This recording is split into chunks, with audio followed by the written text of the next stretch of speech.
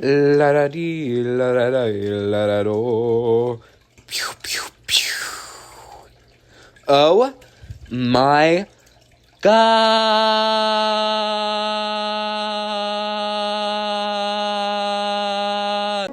In 1870, the Franco-Prussian War occurred because France wanted to reassert its dominance in Europe. Then Napoleon III declared war on Prussia because his military advisors believed they could easily defeat Prussia, and that the victory would restore national pride in France. The war ended in 1871 when Paris fell to the German forces. Around the time this was happening, a new artistic movement was being simultaneously developed. Impressionism! This movement included a change in how people listened and composed music. Instead of people looking at music as a story to be told, people started looking at how it made them feel inside. It was made for interpretation, feeling, and a dreamy, flowy sound. It allowed color to be involved in music because of the new harmonies used.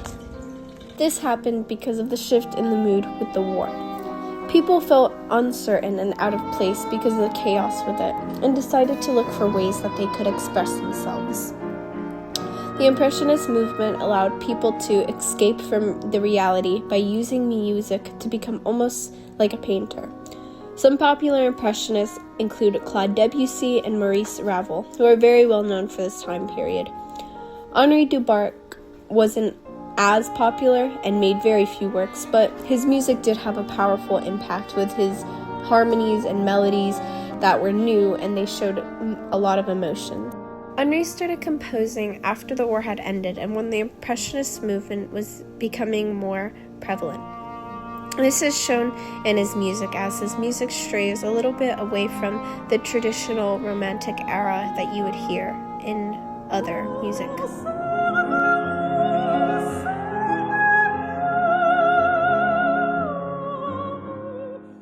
Henri Duparc was a composer who was obviously influenced by this new-sounding music, and was shown by his multiple compositions. First, let's go back to how he first came into existence. Henri was born on January 21st, 1848 in the beautiful city of Paris.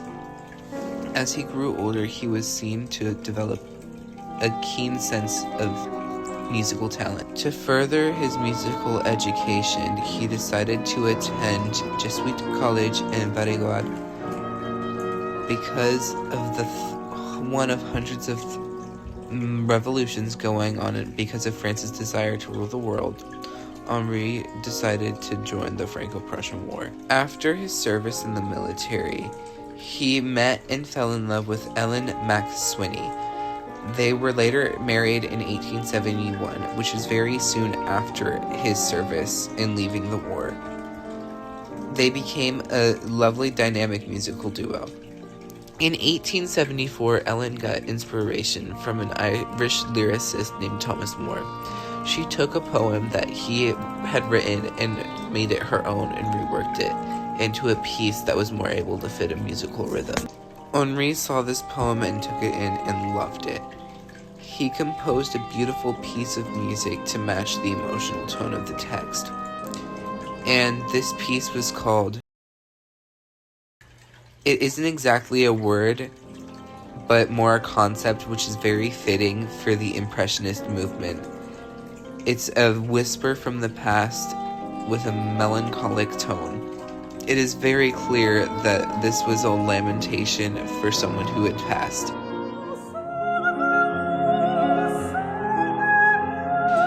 The instrumentation plays a huge role with poetry. Oh, breathe not his name, let it sleep in the shade, where cold and unhonored his relics are laid. The solo voice is accompanied by a piano putting you straight into a conversation with somebody. It shows a deep and personal feeling which gives insight into the mourning that she felt.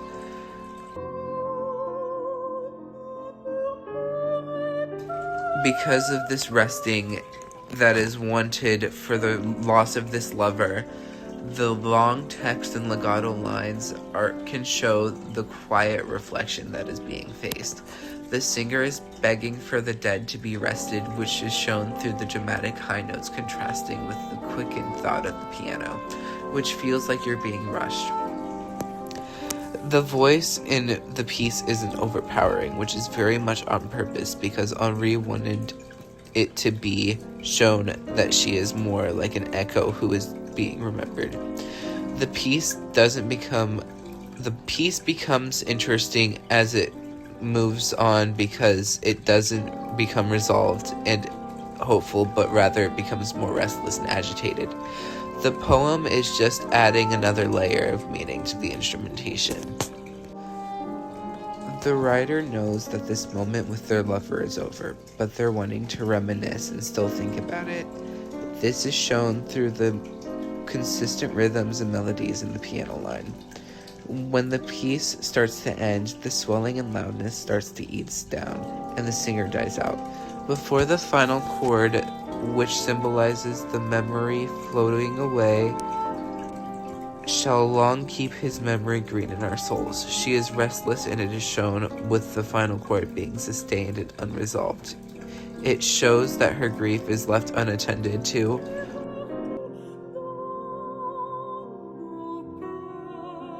Unfortunately, Henri was diagnosed with a mental illness called neurasthenia in 1885. This mental illness showed signs long before, though, so Henri most likely felt inspired to create this piece because of the grief he held for his career. The person he's mourning is his ability to fully pursue his passion. His vision and weakness of nerves are the memory of the past he's trying to hold on to, is the will to compose music. Henri dabbled in a little of each type of music. He made piano and instrument works, piano and voice works, piano and piano works, and even a few orchestral works, one of which being Poème Nocturne, which is a lovely piece including 3 movements. Aux étoiles. The second movement, Lutin et Follet. And the third movement. Duo, L'Aurore. This set was written in 1874 and premiered in Paris on April 11th at the Société Nationale de Musique. The first movement is the beginning of the song, seems to demonstrate a beautiful, light, and fluffy feel to it, with the entire orchestra working in tandem. There seems to be little to no dissonance, adding to the dreamy feel of the song. The strings play legato and concentrated lines which can be used to represent the night sky. This piece doesn't rely on heavy rhythm, and which allows you to feel lightness, like you're almost floating through the sky. There is a violin solo which can represent the drifting of the person floating through the sky, weightless, as the vibrato is exact. As we progress within the song, it seems to develop more complex harmonies, and rather than being quiet and string heavy, it introduces friends such as the horns and flutes. Nearing the end of the song is apparent, though, that the feel seems to change between lines. Offering brief moments of silence from certain instruments, the song ends very quickly and unfinished. The ending represents the slowing of movement in the fantasy world, and the slow track transition back to reality.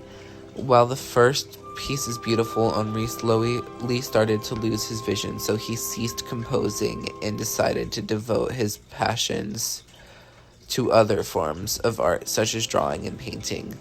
Like said, though, he has increasingly lost vision, which led him to total blindness. In despair, he destroyed most of his work, which left fewer than 40 works to his posterity. The next 2 movements were one of many destroyed in anger and disappointment. The next movement in which is a French fairy tale, was written in 1697. There is no recording of this movement of the song. However, it is obvious from the fantasy alignment in the titles that it could have been the same concept with an upbeat tone. The third movement was also completely destroyed with absolutely no record of what the piece is. The dreamy feeling of this set can be alluded to the fact that Henri wanted to get out of the mindset of mental illness. The almost otherworldly nature of these melodies show the desire to want to get out of the world that he is in and go into a more comfortable space to be free. Henri wrote beautiful music. However, we will never know what a lot of it sounds like, especially movements 2 and 3 of Poème Nocturne. While he left us little to dwell on, his impact is still very prevalent. He enlarged the French song, which is mostly driven by lyrics, and turned it into performance style with dramatics and brought poetry and instrumentation into each piece he composed. Like said, Henri dabbled in multiple different types of songs. He made orchestra songs, he made voice and piano, he used piano solos, he used piano and instrumentation, and even piano and piano at some points. These multiple different songs allow for different dreamlike feelings, but some of his popular ones include the Chanson Triste, the Soupir, and of course the songs that we talked about in this video, like the Poème Nocturne and Elegy. Henri lived out the rest of his life in France and died at age 85. He's buried in Paris, and he even has a square that is named in his honor.